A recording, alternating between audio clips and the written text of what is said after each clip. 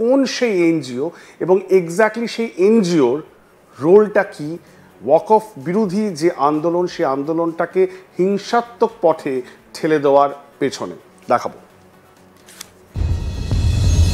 সহিংসতা এবং ওয়াকফ বিক্ষোভের ধারাবাহিকতার মাত্র 5 দিন আগে একজন বাংলাদেশি ইসলামিক বক্তা শামশেরগঞ্জে সফর করেছিলেন। হোয়াটসঅ্যাপ এবং ফেসবুকে প্রচারিত মুর্শিদাবাদের বেলডাঙ্গার একটি অ্যাকাউন্ট থেকে আগুন লাগানোর ভিডিও চালানো হয়,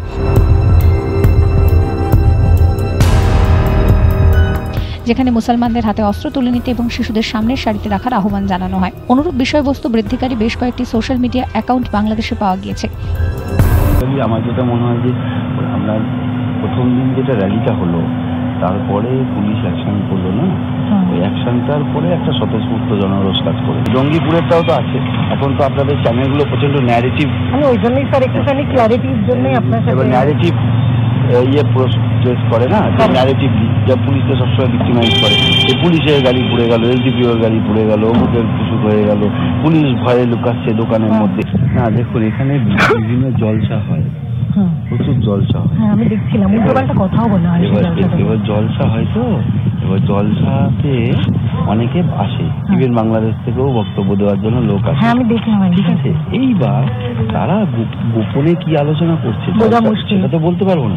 এবার জলসায় তারা নিজেদের মতো ধর্মকথা শোনাচ্ছে, কিন্তু তারা যে ভেতরে ভেতরে তারা তো একটা বাড়িতে এসে স্টে করছে, সেখানে হয়তো গোপন মিটিং হতে পারে বা কিছু হতে পারে, বা যাই হোক কিছু তো একটা হতেই পারে, আলাপ আলোচনা চায়ের টেবিলে বসতে পারে।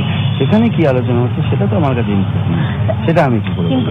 এগুলো সবই হচ্ছে র্যাডিক্যাল অর্গানাইজেশন, সবারই কিছু না কিছু রোল আছে। এত কেউ না কেউ তো এটা সবাই সিএফআই আছে, সিআই আছে, এটা আমরা বুঝতে পারি সবাই মিলে এটা করে। এটা তো মাদ্রাসা আছে, মাদ্রাসা সেই র্যাডিক্যালাইজেশন ব্যাপারেই শিক্ষা দেওয়া হয় না, তার বেশি শিক্ষা দেওয়া হয়। মুসলিম জেলা হওয়া সত্ত্বেও মুর্শিদাবাদের সাম্প্রদায়িক সহিংসতার ইতিহাস নেই। তবে সাম্প্রতিক ঘটনাগুলি সিএএ এনআরসির প্রতিবাদের পর থেকে উগ্রপন্থার ক্রমবর্ধমান প্রবণতা দেখায়, যার চূড়ান্ত পরিণতি ওয়াকফ প্রতিবাদেও দেখা গিয়েছে।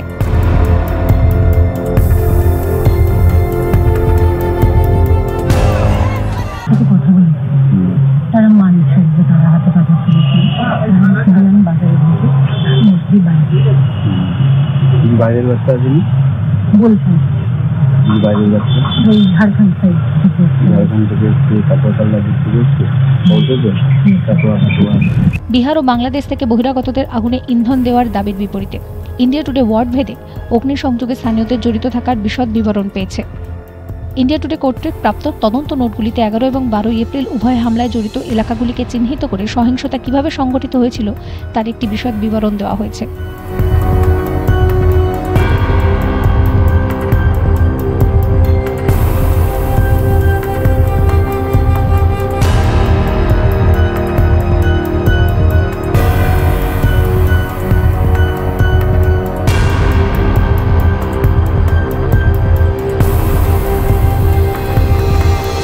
পুলিশ যদি 11 এপ্রিল সহিংসতা নিয়ন্ত্রণ করত, তাহলে 12 এপ্রিল শামশেরগঞ্জে প্রাণঘাতী পুনরুত্থান, যেখানে হরগোবিন্দ দাস এবং তার ছেলে চন্দন দাস প্রাণ হারান, তা বোধহয় রোধ করা যেত।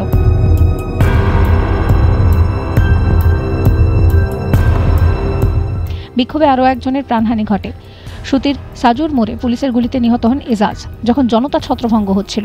ইন্ডিয়া টুডের সঙ্গে কথা বলতে গিয়ে এজাজের ভাই তার মৃত্যুর জন্য এসডিপিআইকে দায়ী করেছেন। কিছু কিছু এসডিপিআই নেতা আছে, ওখানে সবকে উস্কানি দিচ্ছে যে আপনার আন্দোলন করতে হবে।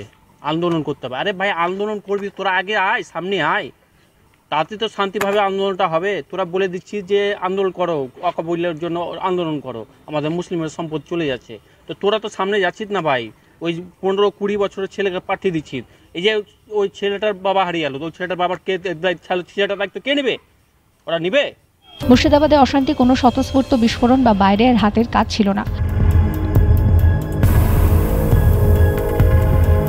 রক্তদানের ছদ্মবেশে থাকা এনজিওগুলি থেকে যারা মিথ্যা প্ররোচনার মাধ্যমে মৌলবাদী এবং সংগঠিত নাবালকদের কাছে নিয়ে যায়।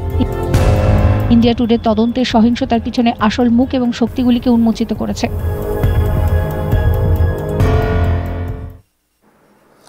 দেখলেন আপনারা, এই প্রতিবেদনের মধ্যে দিয়ে স্পষ্ট হয়ে যাচ্ছে যে বহিরাগত তত্ত্ব সেটা কিন্তু ধোপে টিকলো না। বাইরে থেকে লোক এসেছে, বাংলাদেশ থেকে অন্য লোকেরা এসে এই ধরনের সহিংস ঘটনাকে করতে সাহায্য করেছে বা সেটাকে রূপদান করেছে তা কিন্তু নয়। যা হয়েছে সেখানকার মানুষই করেছেন। 15 থেকে 20 খুব অল্প বয়সী কিছু ছেলেরা, তাদেরকে কিভাবে ইনডক্ট্রিনেট করা হয়েছে, র্যাডিক্যালাইজ করা হয়েছে, ব্রেন ওয়াশ করা হয়েছে সমাজ মাধ্যম, সোশ্যাল মিডিয়াকে ব্যবহার করে। এবং তার সঙ্গে সঙ্গে এসডিপিআইয়ের রোল, যেটা আগে ছিল পিএফআই, তার আগে ছিল সিমি, ব্যান হয়ে যাবার পর হয় PFI popular front of India যথেষ্ট সক্রিয় সেখানে ছিল। 2022-এ ব্যান হয়ে যাওয়ার পর সেটি পরবর্তীকালে তার বেশিরভাগ মানুষ এবং সমর্থক এবং নেতারা তারা এসডিপিআই তৈরি করেন। সেই এসডিপিআই সেখানে যথেষ্ট অ্যাক্টিভ রয়েছে এবং তার সঙ্গে সঙ্গে কিছু এনজিও, সেই এনজিওর রোলটা কিন্তু শ্রেয়া তুলে ধরেছে। শ্রেয়া, এই জায়গাটা তুমি দর্শকদের আরেকটু বোঝাও। এই যে এনজিও, স্পেসিফিক এনজিওর কথা বলছো, তারা রক্তদান শিবির করে, কিন্তু তাদের মধ্যে আমরাও দেখছিলাম সোশ্যাল মিডিয়াতে, তাদের ছবিতে দেখা যাচ্ছে যে তাদের সঙ্গে এই যে খুব অল্প বয়সী যারা ছেলেরা রয়েছেন তারা এর সাথে খুব গভীরভাবে যুক্ত। এখানে কিন্তু ইন্দ্র, যদি আমি বলি, এনজিও কালচারটা কিন্তু প্রচন্ড বেশি। মানে বাচ্চা বাচ্চা ছেলে, আমরা কথা বলেছি, তারা বলছে আমি এনজিও চালাই। তো বেসিক্যালি এনজিও কিন্তু একটা ফ্রন্ট হিসাবে আমি বলবো ব্যবহার করা হচ্ছে বাচ্চাদেরকে একটা পাওয়ার ফিল করানোর জন্য। এরা কিন্তু সবাই অ্যাডাল্টও নয়, মানে টেকনিক্যালি তাদের নামে কিন্তু এনজিও রেজিস্টার থাকারও কথা নয়। তা সত্ত্বেও যদি তারা বলে যে তারা এনজিও চালায়, সেটা কিন্তু একটা ইনভেস্টিগেশনের ব্যাপার। আমাদের কাছে পুরো দুলিয়ান এবং শামশেরগঞ্জের এরিয়ায় কতগুলো এনজিও অ্যাক্রেডিটেড আছে তার প্রপার লিস্ট আছে, কিন্তু তাছাড়াও প্রচুর কিন্তু নন অ্যাক্রেডিটেড এনজিওস এখানে চলে। এবং সবকটা এনজিওস কিন্তু তাদের নিজস্ব ব্যানারে আগেও ওয়াকফের প্রোটেস্ট করেছে। মানে 10 তারিখের কথা যদি আমরা বলি, প্রথমে তারা পারমিশন নিয়েছিল যে টিচার এসএসসি যে রায় বেরিয়েছিল সেটাতে প্রোটেস্ট করবে, কিন্তু 10 তারিখের প্রোটেস্টটা কিন্তু প্রথম মোবিলাইজেশন ছিল এই 11 তারিখের প্রোটেস্টের আগে, যেটাতে ভায়োলেন্স শুরু হয়। তো এনজিওসদের অ্যাক্টিভ ইনভলভমেন্ট দেখা গেছে। দুটো এনজিও, যেটার নাম আমি খুব ক্লিয়ারলি এই ইনভেস্টিগেশনে সবার মুখে শুনেছি, একটা অসময়ের আলোর বাতি, তাদের সাথে জড়িত কসার আর মোস্তাকিনের আমরা ভিডিওসও আপনাকে দেখিয়েছি। আর এছাড়া যার নাম এসছে সেটা হলো গোল্ডেন স্টার গ্রুপ, যেটার সাথে রাজেশ শেখ যুক্ত। তো এই দুটো এনজিওর নাম কিন্তু উঠে আসছে। তাছাড়াও অন্যান্য এনজিও কিন্তু রাডারে আছে। আর এগুলো কিন্তু শুধু আমাদের একান্ত ইনভেস্টিগেশন নয়, পশ্চিমবঙ্গ পুলিশের ইন্টেলিজেন্স অফিসারদের কাছেও কিন্তু এই তথ্যগুলো আছে। তাই যদি হয় শ্রেয়া, মানে যদি পশ্চিমবঙ্গের পুলিশের কাছেও এই তথ্য রয়েছে, তাহলে এটাকে আমরা ধরে নিতে পারি যে পুলিশের যে তদন্ত এই মুহূর্তে চলছে সেই তদন্তের অংশ এই এনজিও পুলিশের স্ক্যানারে রয়েছে। এই যে ব্যক্তিদের কথা বললে তুমি, বশির শেখ, কৌশর, মুস্তাকিন, এদেরও এখন সন্ধান চালাচ্ছে পুলিশ। এরা কি অ্যারেস্টেড, নাকি এরা এই তথ্য কি জানা গেছে, নাকি পুলিশের সন্ধানে তারা রয়েছে এই মুহূর্তে? দেখো, আমি যদি মানে অ্যাকচুয়ালি বোঝাতে পারি যে কেন এই তথ্যগুলো আমরা বলছি, কারণ তুমি যদি ভিডিওস দেখো, আমাদের ইনভেস্টিগেশনে কিন্তু রাজীব যে আমাদের স্টিং ক্যামেরা ধরা পড়েছেন, তিনি কিন্তু district intelligence branch Shamsherganj police থানায় বসেন। তার কাছে যদি এই তথ্যগুলো থাকে, তাহলে নিশ্চয়ই তার হায়ার আপসের কাছেও এই তথ্যগুলো আছে। এই তথ্যগুলো যে শুধু আমরা এনার মুখ থেকে শুনেছি তা না, তাছাড়া অন্যান্য অনেক আমরা আমাদের সূত্র মারফতে যারা পশ্চিমবঙ্গ পুলিশের ইনভেস্টিগেশনের সাথে যুক্ত, সাইবার ডিপার্টমেন্ট বলো, গোয়েন্দা ডিপার্টমেন্ট বলো, তারা সবাই কিন্তু এই 3টে নাম কোরাবরেট করেছে। এবং আমরা নিজেও ভিডিওস দেখছি যেখানে কসার আর মোস্তাকিন পরিষ্কার দেখা যাচ্ছে ডাকবাংলো মোড়ে তারা কিন্তু ফোন করছে, এবং সেটা আরেকজন আমাদের কোরাবরেট করেছে যে হ্যাঁ, আমরা কসারের থেকে ফোন পেয়েছিলাম। তাহলে এত তথ্য যদি আমাদের কাছে অ্যাভেলেবেল থাকে, তাহলে এটা কিন্তু অবভিয়াস যে পশ্চিমবঙ্গ পুলিশ এবং স্পেশালি লোকাল পুলিশের কাছে কিন্তু এই সকল তথ্য অ্যাভেলেবেল আছে।